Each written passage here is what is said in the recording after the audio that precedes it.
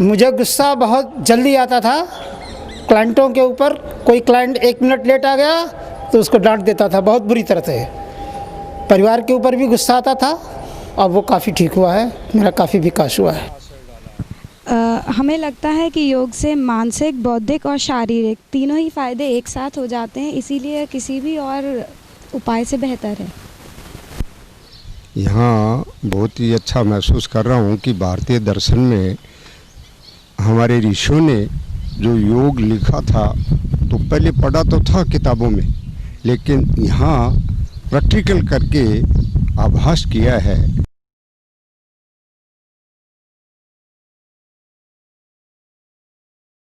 बोलिए, यम, नियम, आसन, प्राणायाम, प्रत्याहार, धारणा, ध्यान और समाधि, योग के ये 8 अंग है। इन 8 अंगों को अच्छी तरह हमको समझना है। योग का पहला अंग है यम। यम किसे कहते हैं इसको थोड़ा समझना है। और इस यम के भी 5 विभाग हैं, उनको भी बोलिएगा। अहिंसा, सत्य, अस्तेय, ब्रह्मचर्य, अपरिग्रह। जब आप दोनों पाँव को हिलाने में थक जाए, ऐसा लगे, तो दोनों पाँव को मोड़ करके तितली आसन में आइए और तितली आसन करते जाइए, खाली नहीं बैठिएगा। अपने शरीर को आप हिलाते हुए, डुलाते हुए बिल्कुल पूरा एक्टिव रखिए, उसको क्रियाशील रखिए। और जब तक यहाँ पर बैठेंगे आपको खाली नहीं रहना है, कुछ ना कुछ आपको करते जाना है। देखिए, योग का पहला अंग है यम। यम का अर्थ होता है दुखों को छुड़ाने वाला। यम उपरमे, उपरक्त कराने वाला है, दुखों को अपने से अलग कराने वाला है। यम के जो 5 विभाग हैं, इनको हम व्यवहार में उतारते हैं तो हमारे दुख दूर होते हैं। न केवल हमारे दुख, प्राणी मात्र के दुख दूर होते हैं। कैसे होते हैं, इसी बात को हमको समझना है। यम के 5 विभाग। पहला विभाग है अहिंसा। हिलाते जाइए दोनों पाँव को, खाली नहीं रहिए, और शरीर को बिल्कुल ढीला छोड़िए। और दोनों पाँव को हिलाते हिलाते थक जाएं तो तितली आसन में बैठ जाइए, फिर तितली आसन करते जाइए। संसार में प्रचलन है, अहिंसा का अर्थ होता है किसी को दुख ना देना, किसी को कष्ट ना देना, किसी को पीड़ा ना देना, किसी को सताना नहीं, किसी को मारना नहीं, पीटना नहीं, किसी को दुख ना देना, किसी को पीड़ा ना देना, किसी को कष्ट ना देना, किसी को न सताना, यह अहिंसा है। इसका विपरीत हिंसा है। किसी को हमने दुख दिया तो आपने हिंसा कर दिया, कष्ट दिया हिंसा कर दिया, सताया तो हिंसा कर दिया, पीड़ा दी तो हिंसा कर दी, यदि मार दिया तो पता नहीं कैसी हिंसा आपने कर दी। तो दुख देना और ना देना, पीड़ा देना ना देना, कष्ट देना ना देना, सताना ना सताना, हिंसा अहिंसा है। तो दुनिया में कोई ऐसा व्यक्ति नहीं जो दूसरों को दुख ना देता हो, कष्ट ना देता हो, पीड़ा ना देता हो, सताता ना हो। माँ भी दुख देती है, पिता भी दुख देता है, गुरु आचार्य अध्यापक लोग भी दुख देते हैं, समाज भी देता है, राष्ट्र भी देता है, विश्व भी देता है। सबसे अधिक दुख तो ईश्वर देता है, भगवान देता है। और वेद में तो ईश्वर के लिए कहा है अरुषम, वो पूर्ण अहिंसक है, वो हिंसा तो करता ही नहीं। तो फिर हम कैसे माने कि किसी को दुख देना ही हिंसा है? तो यहां पर एक बहुत बड़ी भूल हो गई हमसे, और मध्यकाल में तो बहुत ज्यादा भूल कर दिया हमने। और जिस भूल के कारण से हमने बहुत दुख उठाए, कष्ट उठाए, आज भी उठा रहे हैं, और इन फ्यूचर के लिए यदि नहीं संभलेंगे तो न जाने कितने दुख उठाएंगे। तो महर्षि पतंजलि, महर्षि वेदव्यास के अनुसार हिंसा अहिंसा को समझने का प्रयत्न करेंगे तो संसार में हम अच्छे ढंग से रह सकेंगे। देखिएगा, ये जो कष्ट पीड़ा दुख है, इसके साथ आप एक शब्द को और जोड़ दीजिएगा तो हिंसा और अहिंसा को हम स्पष्ट कर पाएंगे। देखिएगा, अन्यायपूर्वक किसी को दुख देना, कष्ट देना, पीड़ा देना, सताना, मारना, समाप्त कर देना अन्यायपूर्वक हिंसा है।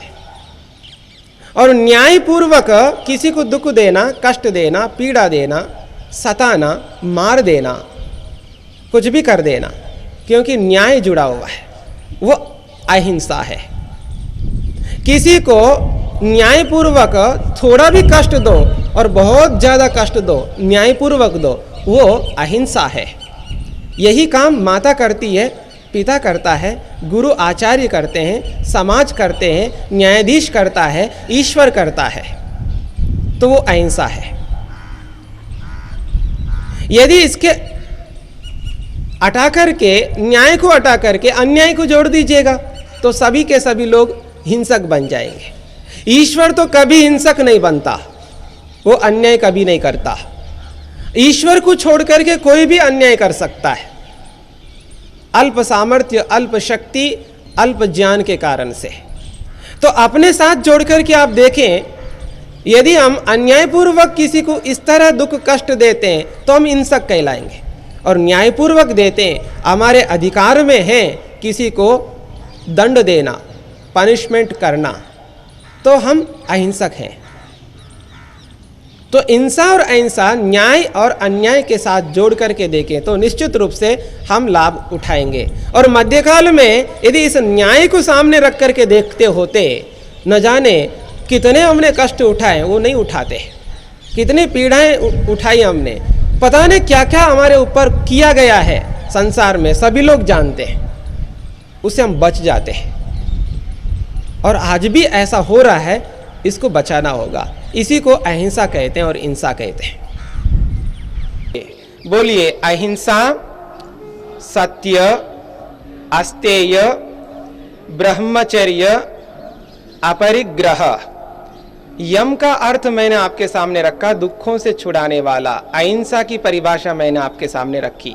सत्य किसे कहते हैं, समझाने की आवश्यकता नहीं है, हर आदमी सत्य को जानता है, समझता है। जैसा देखा, जैसा सुना, जैसे पढ़ा, जैसा लिखा, उसको वैसा ही बाहर व्यक्त करना, ये सत्य है। जानते हुए, समझते हुए आज हम सत्य से बहुत दूर हैं। कारण हमारा जो एम बना हुआ है, हिलाते जाइए, खाली नहीं बैठिए। हम जो लक्ष्य बना करके चल रहे हैं, हमारा जो लक्ष्य है, उठने से लेकर के रात्रि में सोने तक हमारा लक्ष्य है जड़ पदार्थ। जड़ पदार्थों को प्राप्त करने के लिए सारा का सारा जीवन लग रहा है। हमने अपने जीवन का एम, लक्ष्य बनाया जड़ पदार्थ, जिसके कारण से झूठ को अपनाया है।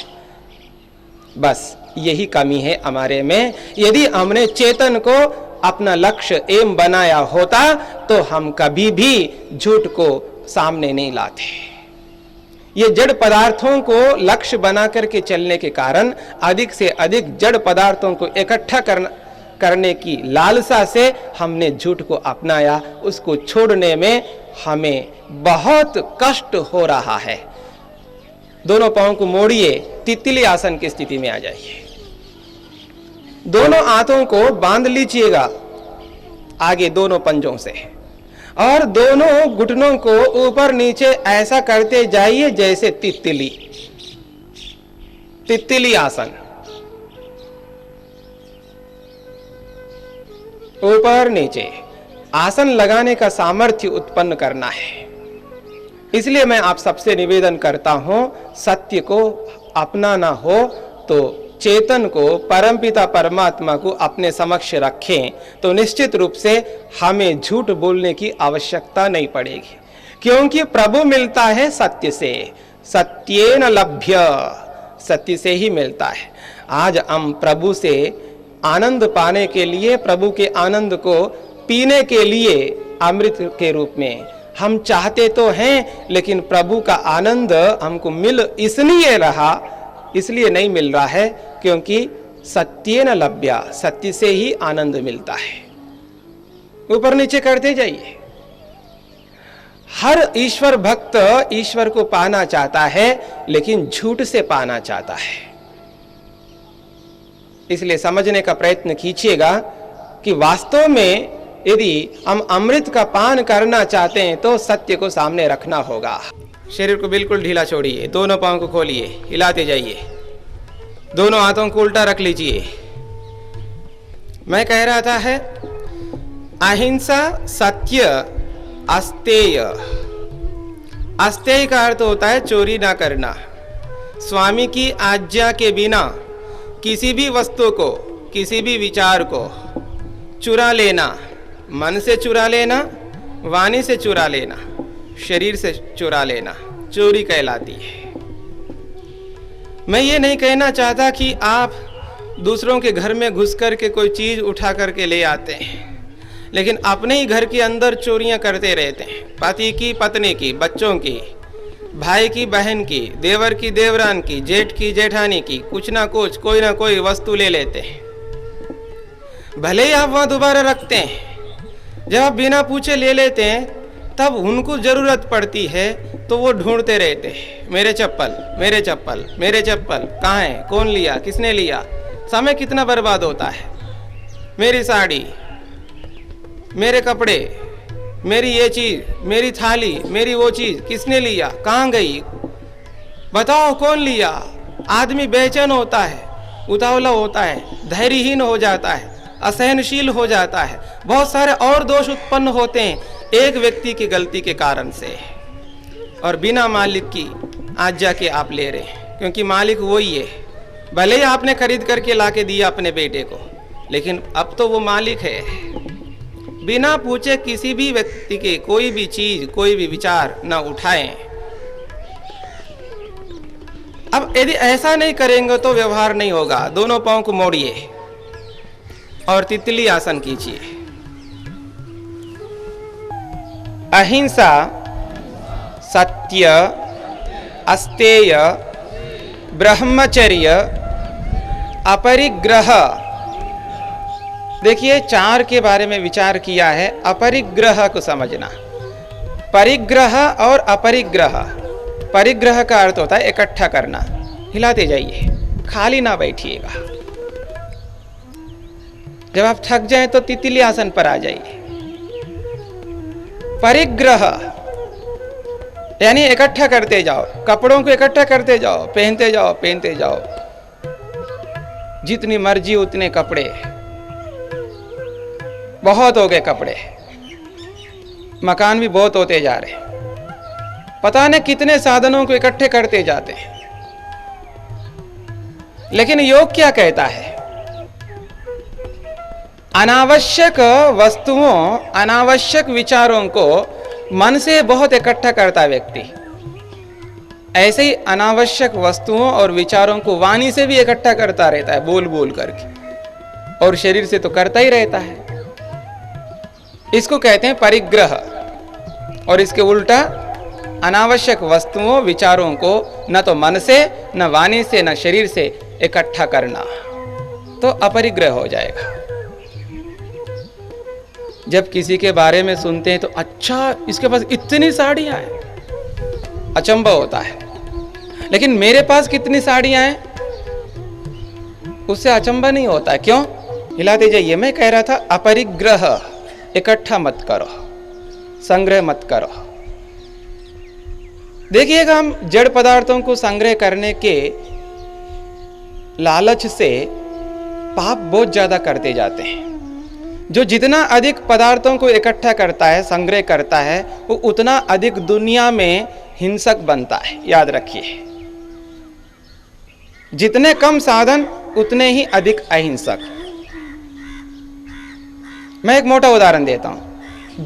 जिन जूतों को हम पहनते हैं, उसका जो मूल मटेरियल है ना, जहां बनता है, वहां पर उसको बनाने में हिंसा होती है।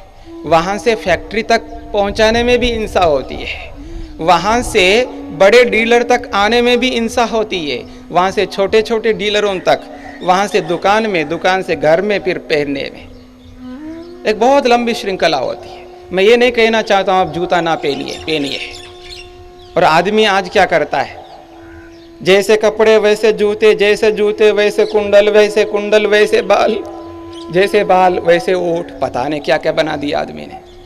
और अधिक से अधिक साधनों का प्रयोग करके पता नहीं हम कितनी हिंसा करते जाते। बुरा नहीं मानिएगा आप लोग। अंदर से सुंदर बनने का प्रयास कीजिए। बाहर से बने तो बहुत अच्छी बात है। पहले अंदर से सुंदर, फिर बाहर से सुंदर। और हम जड़ पदार्थों को अधिक से अधिक इकट्ठा करने के चक्कर में न जाने कितने हमको गलत काम करने पड़ते हैं। छल कपट, झूठ, अन्याय, पता नहीं क्या क्या हम लोग करते हैं। इसलिए हाँ, जितनी आवश्यकता है उतना ही प्राप्त कीजिएगा। और मैं ये भी नहीं कहना चाहता हूं आप अधिक इकट्ठा ना करें, कीजिए, दान करो ना, जिनके पास नहीं है उनको दो। वेद स्पष्ट कहता है बहुत पैसा इकट्ठा करो। वयम श्याम पतयो रयीणाम, हम इतने स्वामी बने जैसे भामाशाह थे। ऐसे स्वामी बने, फिर उसको ऐसे जगह लागू करे जहां दे वहां बहुत अच्छा लाभ मिले, स्वयं को भी और दूसरों को। अपने पास इकट्ठा करके रखेंगे तो सुखी होंगे हम लोग, लेकिन इतने सुखी नहीं होंगे जितना हम दूसरों को दे करके होंगे। बोलिए, शौच, संतोष, तपः, स्वाध्याय, ईश्वर प्रणिधान, यम के 5 विभागों के बारे में हमने जानकारी प्राप्त किया। यम का अर्थ बताया था दुखों से छुड़ाने वाला। यम जो है सबके दुखों को छुड़ाने वाला है, सबके साथ जुड़ा हुआ है। नियम जो है वो विशेषकर वैयक्तिक जीवन के साथ जुड़ा हुआ, स्वयं के साथ। यम जो है सबके साथ, स्वयं के साथ भी, परिवार, समाज, राष्ट्र और विश्व के साथ। लेकिन नियम जो है स्वयं के साथ अधिक जुड़ा हुआ है, सबके साथ कम जुड़ा हुआ है। नियम का अर्थ भी दुखों से छुड़ाने वाला है। नियम का पालन करने से हमारे वैयक्तिक दुख दूर होते हैं। सबसे पहला विभाग है शौच। शौच का अर्थ है शुद्धि। और शुद्धि के बारे में क्या जानना, सभी लोग शुद्ध रखते हैं, शुद्धि करते ही रहते हैं। कौन शुद्धि नहीं करता है? सभी शुद्धि करते हैं। शुद्धि हम बहुत करते जाते हैं, लेकिन शुद्धि दो प्रकार की होती है। एक प्रकार की शुद्धि हम तो बहुत अच्छे ढंग से करते जाते हैं, वाह क्या चमकते कपड़े, मेरे भी तो चमकते थे, अब पुराने होने लग गए। अच्छे चमकाता रहता है व्यक्ति कपड़ों को, कपड़े चमकते, जूते चमकते हैं, पता नहीं क्या नहीं चमकता है। गाड़ी भी चमकती है, पात्र भी चमकते हैं, टीवी भी चमकता है, फ्रिज भी चमकता है, कालीन भी चमकती है, पता नहीं किस किस को हम चमकाते रहते हैं। सब चमकाते रहे, चमकाते चमकाते चमकाते शरीर पर आ जाते हैं, चमड़ी को भी चमकाने लगते हैं। बस चमड़ी के अंदर घुस नहीं पाते हैं, अंदर चमकाने का प्रयास नहीं हो पाता है। शुद्धि दो प्रकार की, आंतरिक शुद्धि, बाह्य शुद्धि। तो योगाभ्यास के माध्यम से जहां हम बाहर की शुद्धि में बहुत ध्यान रखते हैं, वैसे अंदर की शुद्धि में भी उससे भी ज़्यादा ध्यान रखना होगा, क्योंकि अंदर कीड़े पड़ रहे हैं। मन के अंदर काम रूपी, लोभ रूपी, क्रोध रूपी, ईर्ष्या रूपी, अहंकार रूपी कीड़े आत्मा को खा रही हैं।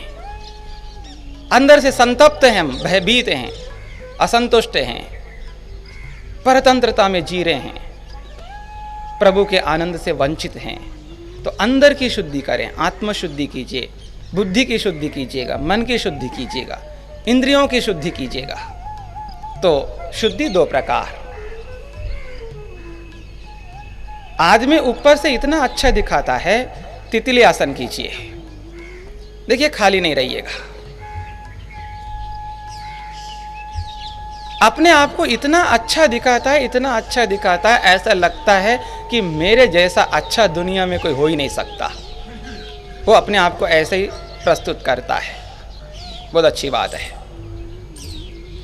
यहाँ पर एक बहुत बड़ा स्क्रीन लगा दिया जाए, और जो अच्छा मानता है अजमेर का बहुत अच्छा, उसके मन को स्क्रीन के ऊपर लाया गया। वैसे वैज्ञानिक लोग जो है ना, बहुत हमारे लिए उपकार किए हैं, कर रहे हैं, आगे भी करेंगे।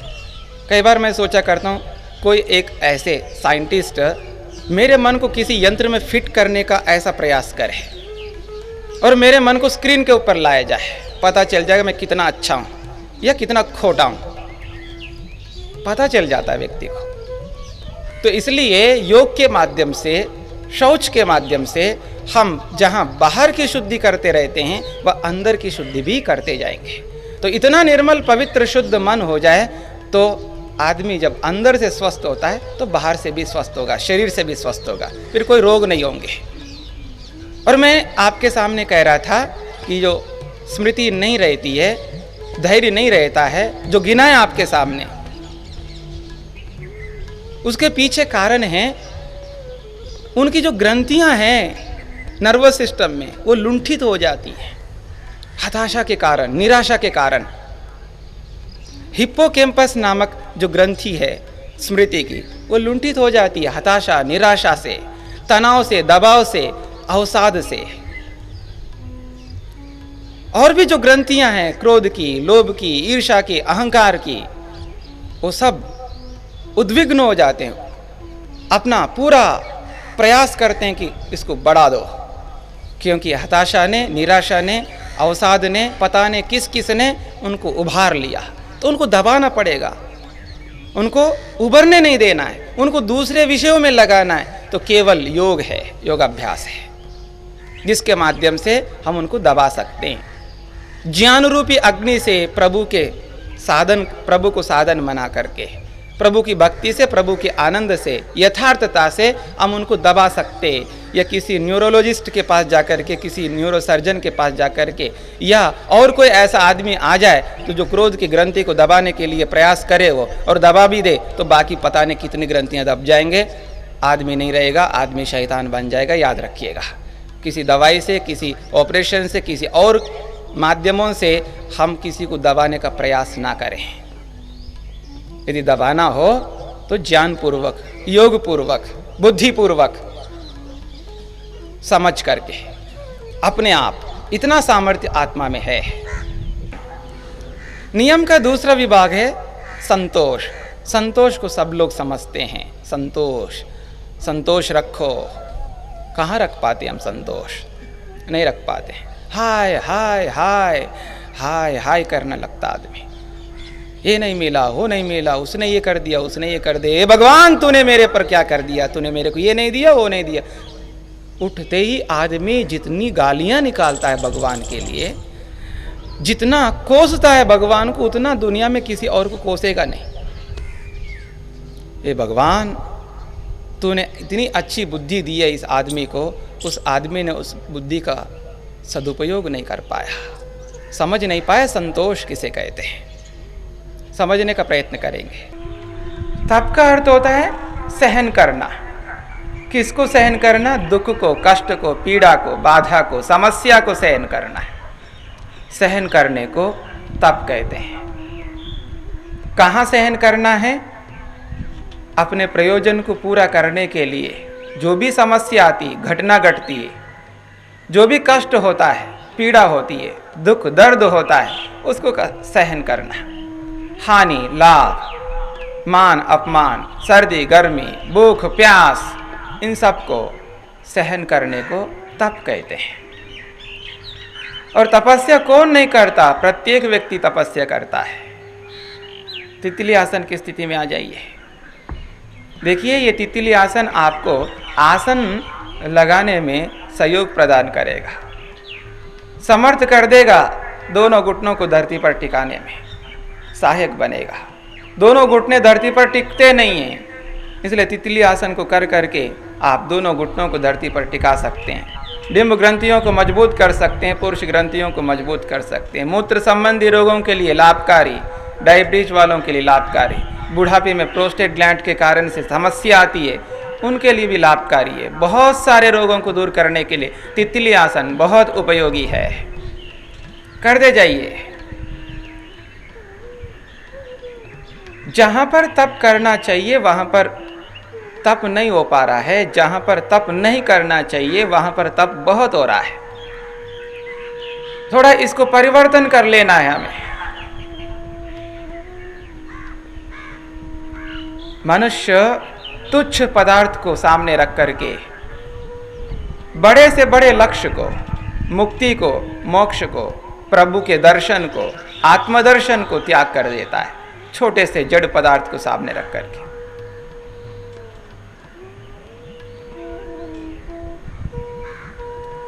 ऋषि उद्यान में शिविर लग रहा है, चलो। हे बाप रे, इतना सुबह सुबह कौन उठेगा, मैं तो नहीं उठ सकता। तप नहीं कर पाता है व्यक्ति। कहीं दूर जाना पड़े तो पूछेगा पहले गद्दा मिलेगा नहीं मिलेगा, कमरा मिलेगा नहीं मिलेगा, टॉयलेट बाथरूम मिलेगा नहीं मिलेगा। पता नहीं आदमी किस किस जड़ पदार्थ को सामने रख करके बड़े लक्ष्य से वंचित हो जाता है। देखिए, साधन चाहिए, साधनों के बिना हम जी नहीं सकते, लेकिन ऐसा ना करें हम कि साधनों के पीछे पड़े, साधनों के आदी बन जाएं, उनके गुलाम बन जाएं। साधन जब तक हैं तब तक पूरा प्रयोग करेंगे, सदुपयोग करेंगे। जब नहीं मिलते तो नहीं मिले, इतना सामर्थ्य होना चाहिए शरीर के अंदर। इसलिए योगाभ्यास करेंगे तो पूरा सामर्थ्य मिलेगा। और योग को बताने वाले महर्षि वेद व्यास कहते हैं, जो मनुष्य तप नहीं कर सकता, न तपस्विनो योगः सिद्ध्यति, उसको योग सिद्ध नहीं हो सकता। आत्मा परमात्मा का दर्शन कभी नहीं हो सकता उस व्यक्ति को जो तपस्या नहीं कर सकता। इसलिए जड़ पदार्थों को सामने रख करके बड़े लक्ष्य से कभी वंचित नहीं होना चाहिए। रुक जाइए। देखिए, नियम का चौथा विभाग है स्वाध्याय। स्वाध्याय का अर्थ होता है पढ़ना। क्या पढ़ना? कुछ भी पढ़ो, कुछ भी पढ़ते जाओ, आप करते जाइए तितली आसन। पता नहीं आदमी क्या क्या पढ़ने लगता है। स्वाध्याय का अर्थ होता है दुख से छुड़ाने वाला कोई भी शास्त्र हो, सुख को प्राप्त कराने वाला कोई भी शास्त्र हो, दुखों से छुड़ाने वाले और सुखों को प्राप्त कराने वाले कोई भी शास्त्र हो, उसको पढ़ना स्वाध्याय है। भौतिक शास्त्रों को पढ़ते हैं तो हम भौतिक ढंग से ना जाने कितने दुखों को दूर करते हैं, तो पढ़ना चाहिए। लेकिन आदमी आध्यात्मिक शास्त्रों को नहीं पढ़ता है, आत्मा परमात्मा से संबंधित शास्त्रों को नहीं पढ़ता है, तो वो अंदर के दुखों से बच नहीं पाता है। तो याद रखिए, बाहर से दुखों से कितना ही छूटने का प्रयास कीजिएगा, जब तक अंदर दुख होंगे तब तक हमको शांति नहीं मिलेगी, तृप्ति नहीं मिलेगी, संतोष नहीं मिलेगा, निर्भयता नहीं मिल पाएगी, हम स्वतंत्र नहीं हो पाएंगे, आत्मानंद को पा नहीं पाएंगे, नहीं प्राप्त कर पाएंगे। और जिसे हम प्रभु कह रहे हैं, हर भक्त प्रभु को देखना चाहता है, दर्शन करना चाहता है, तो प्रभु का दर्शन ही नहीं हो पाएगा, क्योंकि दर्शन कराने वाले ग्रंथों को, शास्त्रों को हम पढ़ ही नहीं पा रहे। एक बार आप लोग क्या करेंगे, यहाँ पर केसरगंज में परोपकारिणी सभा है, उसमें पुस्तकालय, एक बार नजर दौड़ा करके देख करके आइए, कभी अवसर मिले तो पता चल जाएगा आध्यात्मिक शास्त्र कितने हैं वहाँ पर, ढेरों हैं, पढ़ने वाले नहीं मिल रहे, धरे हैं वो वहीं पर, वेद, उपवेद, ब्राह्मण, आरण्यक, अंग, उपांग, न जाने कितने शास्त्र हैं। इन सब शास्त्रों को पढ़ना और बौद्धिक शास्त्रों को पढ़ना, दो प्रकार की विद्या को पढ़ना, यह है स्वाध्याय। देखिएगा, नियम का 5वां विभाग ईश्वर प्रणिधान है, अत्यंत महत्वपूर्ण विभाग है। जीवन में ईश्वर प्रणिधान से मनुष्य जितना शीघ्र ईश्वर के निकट पहुंच सकता है, मैं क्या बताऊं, आप अभ्यास करके 1 सप्ताह में आप प्रैक्टिकल करके देख सकते हैं कि कितना निकट हम पहुंच सकते हैं। मैं कहूँगा नहीं, आप अपने आप अभ्यास करेंगे तो पता चल जाएगा कि मैं कितना निकट ईश्वर के पास पहुंच सकता हूं। देखिएगा, दूरी 3 प्रकार से होती है, हम ईश्वर से बहुत दूर नहीं है। स्थान की दृष्टि से एक दूरी होती है, हिला दे जाइए दोनों पांव को, खाली ना बैठिएगा, ये बहुत सुअवसर है, दोबारा बार बार नहीं मिल सकता। 2 घंटे आदमी एक ही जगह बैठ करके अपने शरीर को हिलाता जाए, डुलाता जाए, एक्टिव करता जाइए, और 2 घंटे और डंडा सामने है। दंडः शास्ति प्रजा सर्वा, मनु महाराज कहते हैं। जब व्यक्ति के सामने डंडा होता है तो आदमी अलर्ट रहता है, करता जाता है। तो मैं आपके घर में आके के सामने खड़ा नहीं रहूंगा, अपना 2 घंटे बैठे रहेंगे, सुअवसर है, इसको खोइएगा नहीं। मैं ये भी नहीं कहना चाहूँगा आप ना करें, घर पे करें, जितना अधिक समय आपको मिले। कल मैं आपके सामने रखूँगा घर पे क्या क्या आपको करना है, कैसे कैसे आप अपने शेड्यूल को बनाएं, क्या खाए क्या ना खाए, हिलाते जाइए। मैं कह रहा था, स्वाध्याय के बाद ईश्वर प्रणिधान। ईश्वर प्रणिधान एक ऐसा विभाग है जिससे आदमी ईश्वर के सबसे निकट जाता है। एक और से मैं कह रहा हूँ, ईश्वर हमसे दूर नहीं, फिर निकट कैसे जाएंगे। दूरी 3 प्रकार से, एक स्थान की दूरी, परमपिता परमेश्वर सर्वत्र व्याप्त है, थक गए हैं, आ जाइए तितली आसन पर, तितली आसन लगाइए, करते जाइए। स्थान की दृष्टि से ईश्वर दूर नहीं है, सर्वत्र व्याप्त है। जहां पर मैं हूं वहां भी प्रभु है, जहां पर मैं नहीं हूं वहां पर भी प्रभु है, सर्वत्र है। तो स्थान की दृष्टि से दूर है नहीं। एक दूरी होती है काल की दृष्टि से। मेरे दादाजी थे, उस समय मैं नहीं था, आज मेरे पिताजी है तो मैं हूं। मेरे पिताजी के दादाजी के समय मेरे पिताजी शायद नहीं थे। ये जो काल की दूरी है, पता नहीं। विवेकानंद सरस्वती के सामने हम नहीं थे, दयानंद सरस्वती के सामने नहीं थे, गुरु गोविंद के सामने नहीं थे, भगत सिंह के सामने नहीं थे। ये काल की दूरी है, वो बहुत दूर थे हमसे। अब देखिएगा, ऐसा दूर भी नहीं है ईश्वर, क्योंकि उस समय में भी थे, आज भी हैं और आगे भी रहेगा। तीनों कालों में वैसा का वैसा रहता है, काल की दूरी भी नहीं है। एक दूरी है ज्ञान की दूरी। मैंने चश्मा ऊपर चढ़ा रखा, मेरा चश्मा कहाँ है? बोलो ना, अरे बताओ तो सही, मेरा चश्मा कहाँ है? चश्मा तो ऊपर ही चढ़ा रखा है। चाबी जेब में, चाबी चाबी मेरी चाबी, मेरी चाबी मेरी चाबी ढूंढता जाता आदमी, कभी चश्मे को, कभी चाबी को, कभी उसको, कभी इसको, पता नहीं किस किस को ढूंढता है, पास में रहता है आदमी के। लेकिन दूरी है ज्ञान की दृष्टि से, विवेक की दृष्टि से, वैराग्य की दृष्टि से। तो दूरी 3 प्रकार की है, ज्ञान की दृष्टि से, विवेक की दृष्टि से, वैराग्य की दृष्टि से भगवान पास होते हुए भी बहुत दूर है। ईश्वर प्रणिधान हमको ईश्वर के निकट पहुंचाता है ज्ञान की दृष्टि से। अब रुक जाइए, अब क्या करेंगे? गोमुख आसन करेंगे। मोड़िए बाएं पांव को घुटने में से मोड़ करके बाएं पांव की एड़ी को दाएं नितंब के बाहर की ओर रखिए और दाएं पांव को भी घुटने में से मोड़ करके बाएं पांव के घुटने के ऊपर रख लीजिएगा। तो दाएं पांव की एड़ी जो है बाएं पांव के नितंब के बाहर की ओर आ जाएगा। दोनों एड़ियां देखिए दोनों नितंब के बाहर की ओर है, समझ लीजिएगा। अब देखिए दोनों घुटनों को मिला के रखिएगा, ऐसा लगे जैसे गाय का मुख है, गोमुख।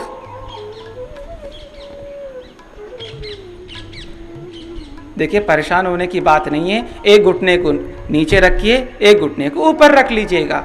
तो सीधे हाथ की जो घुटना है वो ऊपर की ओर है, तो सीधे हाथ को ऊपर की ओर से ऐसा कर लीजिएगा और उल्टे हाथ को पीठ के पीछे की ओर ले जाइएगा और दोनों को ऊपर से और नीचे से मिलाने का प्रयास कीजिए। दोनों हाथों को मिलाने का प्रयास कीजिएगा, बांधने का प्रयास कीजिएगा। गर्दन को सामने की ओर रखिए, छाती को, गर्दन को सामने की ओर, कमर से झुकना नहीं, सीधे रहिए, मेरुदंड को सीधी रेखा में रखिए। इसी का नाम है गोमुखासन। डायबिटीज वालों के लिए बहुत उपयोगी है और मूत्र संबंधी रोगों के लिए अत्यंत उपयोगी। बुढ़ापे में प्रोस्टेट ग्लैंड के कारण से समस्या आती है, उनके लिए बहुत लाभकारी। करते जाइए, मुंह बंद रखिए, श्वास प्रश्वास चलता रहेगा, प्राणों को रोकना नहीं है।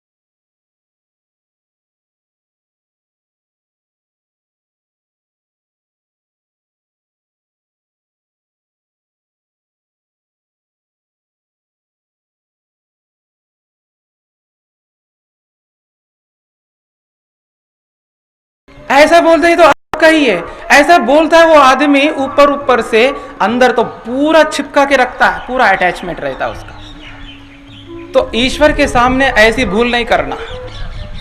मेरे सामने करे तो मैं तो छीन लूंगा, ईश्वर तो कभी नहीं छीनेगा, रहेगा आपके पास ही, पूरा यूज करोगे आप ही, लेकिन मानो प्रभु का। इसी का नाम है ईश्वर प्रणिधान।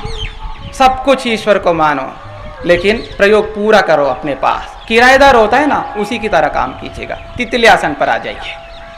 एक मोटा उदाहरण मैं आपके सामने रखता हूं, करते जाइए तितली आसन।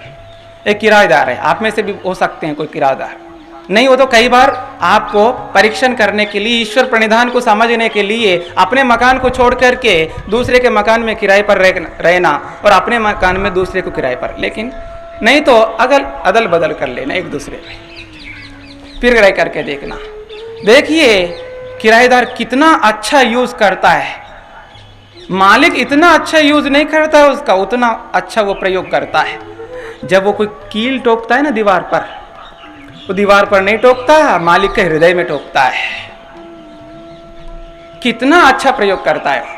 बस इसी का नाम है ईश्वर प्रणिधान। पूरा ईश्वर को समर्पित कर दीजिए, अपना कुछ मत मानिए, अपने हृदय के साथ, दिल के साथ उसको छिपका के ना रखिए, प्रभु का मानिए, लेकिन पूरा प्रयोग कीजिए उसका।